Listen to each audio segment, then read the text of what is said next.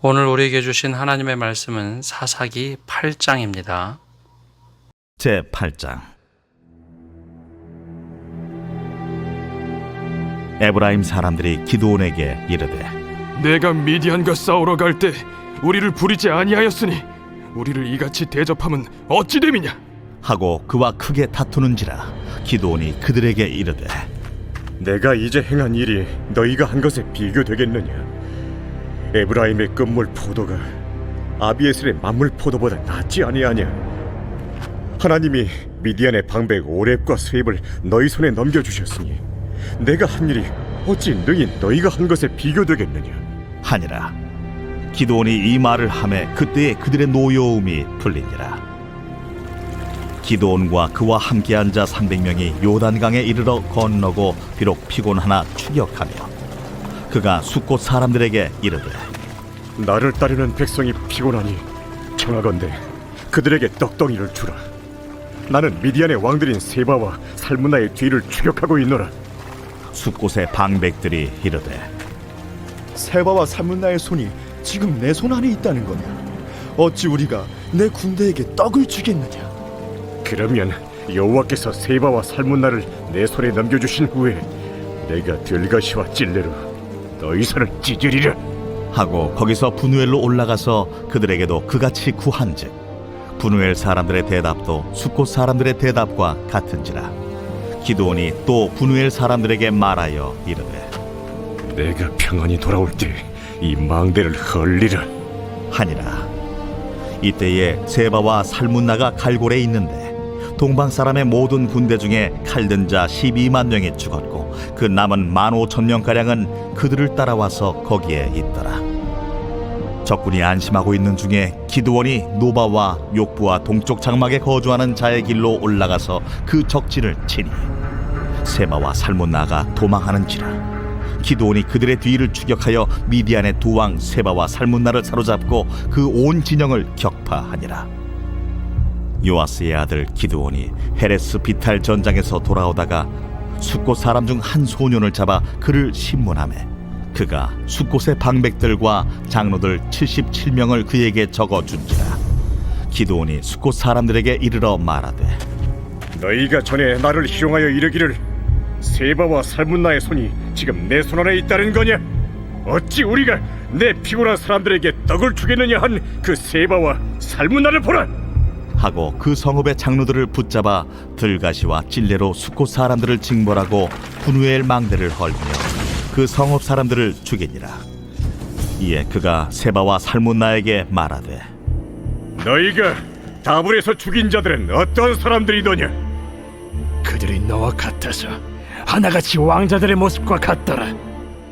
그들은 내 형제들이며 내 어머니 아들들이니라.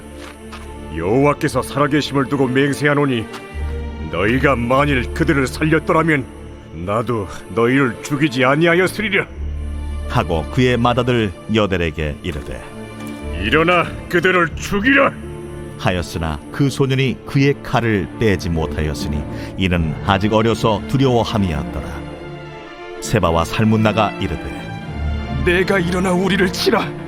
사람이 어떠하면 그의 힘도 그러하니라. 하니 기드온이 일어나 세바와 살문나를 죽이고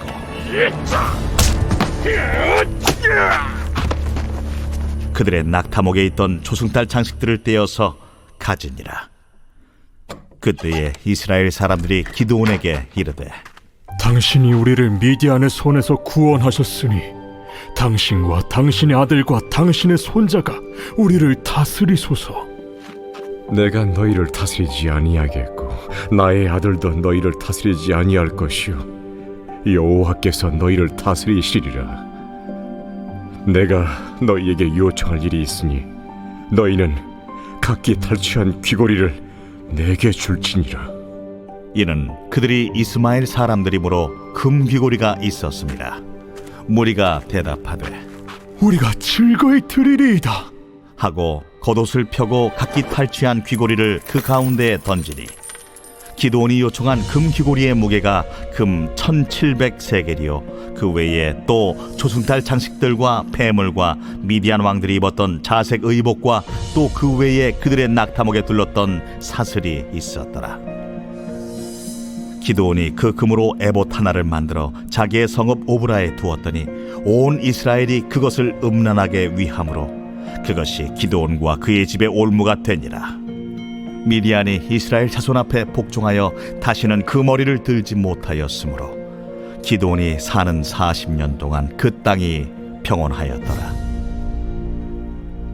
요아스의 아들 여룹바알이 돌아가서 자기 집에 거주하였는데 기드온이 아내가 많으므로 그의 몸에서 낳은 아들이 70명이었고 세겜에 있는 그의 첩도 아들을 낳았으므로 그 이름을 아비멜렉이라 하였더라. 요아스의 아들 기드온이 나이가 많아 죽음에 아비에셀 사람의 오브라에 있는 그의 아버지 요아스의 묘실에 장사되었더라. 기드온이 이미 죽음에 이스라엘 자손이 돌아서서 바알들을 따라가 음행하였으며 또 바알 브릿을 자기들의 신으로 삼고 이스라엘 자손이 주위의 모든 원수들의 손에서 자기들을 건져내신 여호와 자기들의 하나님을 기억하지 아니하며 또 여룹바알이라 하는 기드온이 이스라엘에 베푼 모든 은혜를 따라 그의 집을 후대하지도 아니하였더라. 오늘도 주님의 은혜와 평강이 함께 하시기를 축복합니다. 사람이 산에 오를 때보다도 산에서 내려올 때 더 많은 주의를 해야 합니다. 산에 오를 때 모든 에너지를 다 쓰면 내려올 때 다치거나 큰 부상을 입기 쉽죠.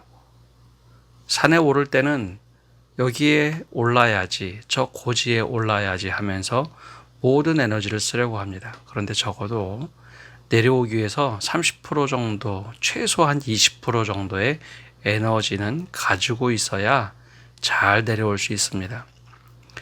인생도 마찬가지죠. 삶의 정점에서 내려올 때, 그때 더 조심해야 합니다. 그러지 않으면 인생이 망가지기 때문이죠. 열심히 올라가는 거에 최선을 다하는 것 중요합니다. 그러나 잘 내려와야지, 잘 마무리를 해야지 그 사람이 사람들에게 오랫동안 기억이 남고 칭송을 받게 되어 있습니다. 오늘 말씀은 기드온을 통해서 바로 이 모습을 보여주고 있습니다. 기드온, 그러면 기드온과 300용사를 떠올리는 경우가 참 많죠. 그러나 그 이면에 보면 기드온의 삶의 마무리가 어떠했는가, 그것이 얼마나 중요한가를 잘 보여주는 말씀이 오늘 이 사사기 8장 말씀입니다. 오늘 말씀을 통해서 우리 자신을 한번 돌아보는 성도 여러분 되시기를 바랍니다. 기드온과 300용사가 미디안 전쟁에서 대승을 합니다. 처음에 32,000명이라는 사람이 우르르 몰려들어서 전쟁에 참여하겠다고 했지만 기드온은 하나님의 뜻에 따라서 2번에 걸쳐서 모든 사람들을 돌려보내고 최소 300명의 인원으로 전쟁에 임합니다. 이 전쟁은 사람의 전쟁이 아니라 하나님의 전쟁이고 하나님의 뜻대로 하는 것이 가장 중요하다라는 원칙을 세웠던 전투입니다. 그래서 우리는 기드온과 300용사가 어떻게 이겼는지를 굉장히 믿음의 눈으로 잘 보고 있습니다. 근데 자세히 말씀을 보면 어제 말씀 23절과 24절에 보면 기드온과 300용사만 전투에 임했느냐? 그렇지만은 않습니다. 앞에서는 그렇게 300용사가 전투에 임했지만 23절에 보면 좀 다르죠. 이스라엘 사람들은 납달리와 아셀과 온 므낫세에서부터 부름을 받고 미디안을 추격하였더라. 300용사만 전투에 임한 것이 아니라 그때 납달리, 아셀, 온 므낫세 지파들도 나머지 잔당들을 혹은 나머지 큰 전투 마지막 정리하는 데 참여했다는 겁니다. 이들만 참여한 것이 아닙니다. 또 한 지파가 참여하는데 24절에 이렇게 기록되어 있습니다. 기드온이 사자들을 보내서 에브라임 온 산지로 두루다니게 하여 이르기를 내려와서 미디안을 치고 그들을 앞질러 벳바라와 요단강에 이르는 수로를 점령하라 하매 이에 에브라임 사람들이 다 모여 벳바라와 요단강에 이르는 수로를 점령하고 에브라임 지파도 전쟁에 참여했다는 것이죠. 300용사만 한 것이 아닙니다. 근데 이 말을 보면 이게 앞과 뒤 우리가 생각을 해봐야 하는데 이스라엘의 사사시대에는 한 민족을 이루어서 12지파가 함께 전투에 임하는 경우가 거의 없었습니다. 그래도 가나안 땅을 점령하려면 각각의 맡겨진 지파가 행해야 될 때 함께 모여서 한 민족을 이뤘어야 되는데 그러지는 못했다는 거죠. 이걸 반대로 뒤집어 보면 12지파가 하나가 된다는 것이 쉽지는 않은 일이었다라는 것을 반증하며 보여주는 일입니다. 전투에 임하면 12지파가 다 임해서 해야 되는데 그러지는 못했다는 거죠. 이번에도 전투에 4지파 정도만 참여를 합니다. 근데 이때 전투에서 끝나고 나면 영웅이 누굽니까? 기드온이죠. 기드온을 막 추켜 세워주고 뭘 해야 할 텐데 그러지만은 못했습니다. 여러분 7년 동안 미디안의 수차를 당하던 이스라엘 백성들이 이 사사 기드온 한 명이 일어났다고 미디안에서 대승을 거뒀는데 그러면 당연히 영웅은 기드온이어야 하는데 그러지를 못했습니다. 1절에 어떤 일이 있느냐 이렇게 요구를 합니다.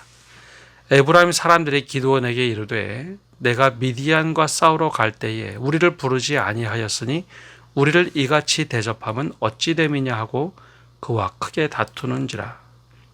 에브라임 사람들이 기드온에게 항의를 합니다. 왜 우리 전쟁에 처음부터 부르지 않았느냐.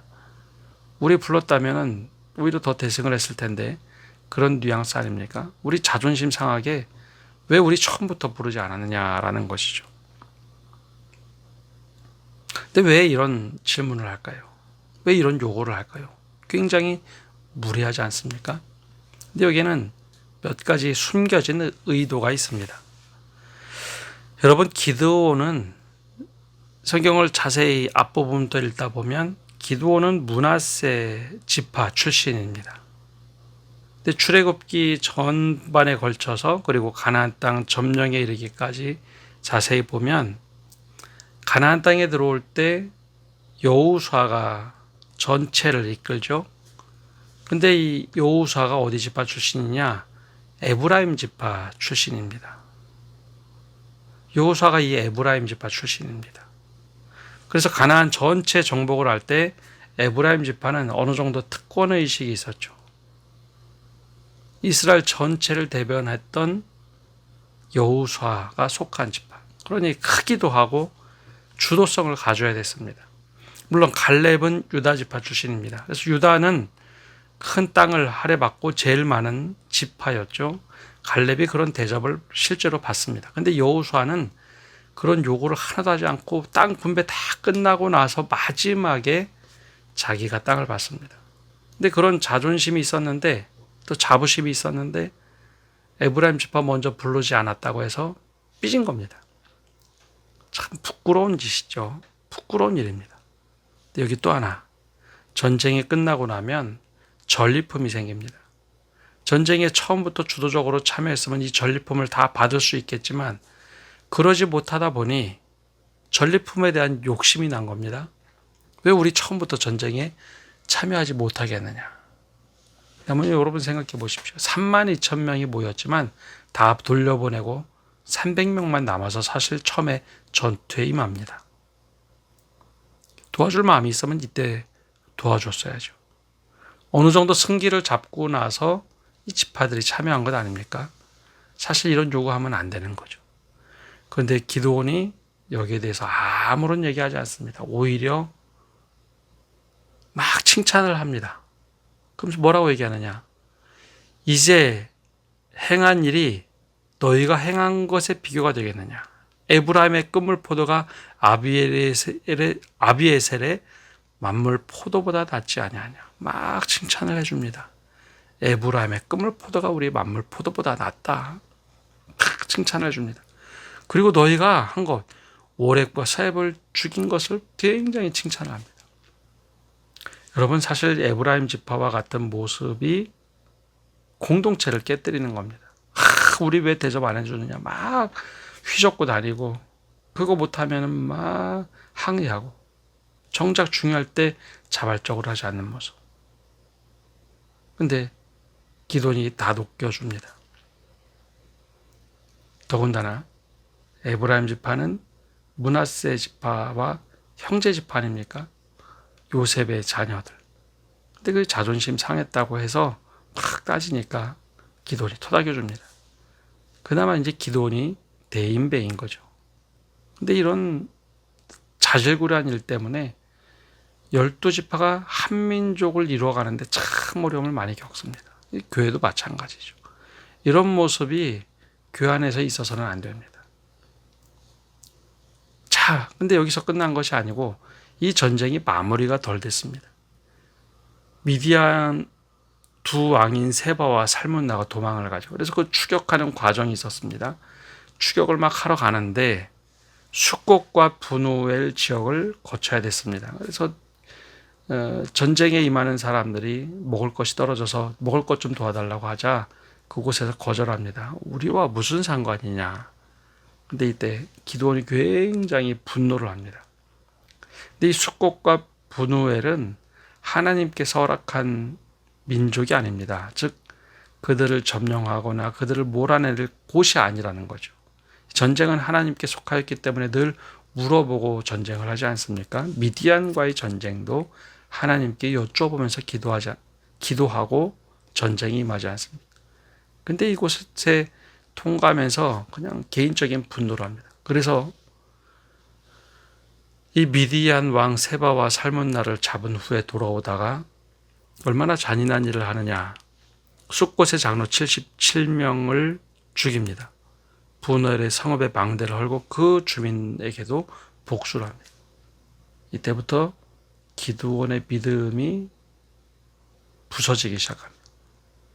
미디안과 전쟁은 참 잘했는데 자신의 분노를 참지 못하고 사람들을 죽이기 시작하죠.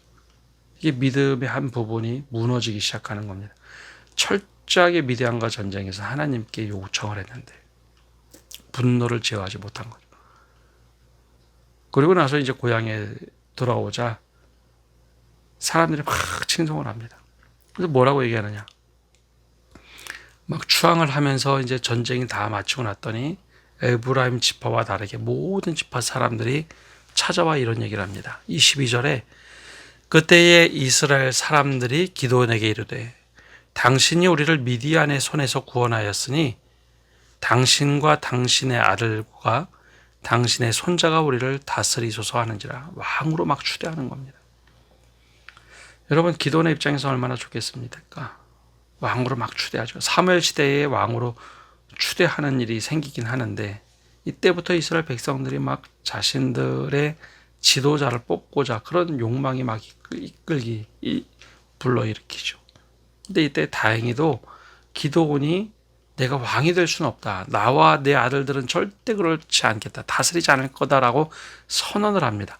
여기까지는 참 좋은데요. 그런데 다른 마음이 들어가기 시작합니다. 이것은 거절했으나 왕이 받을 수 있는 권리, 전리품을 요구하게 되죠. 뭐라고 얘기하느냐. 24절에 기드온이 또 그들에게 이르되 내가 너희에게 요청할 일이 있으니 너희는 각기 탈취한 귀고리를 내게 줄지니라 하였으니 이는 그들이 이스마엘 사람들이므로 금고리가 있었음이라.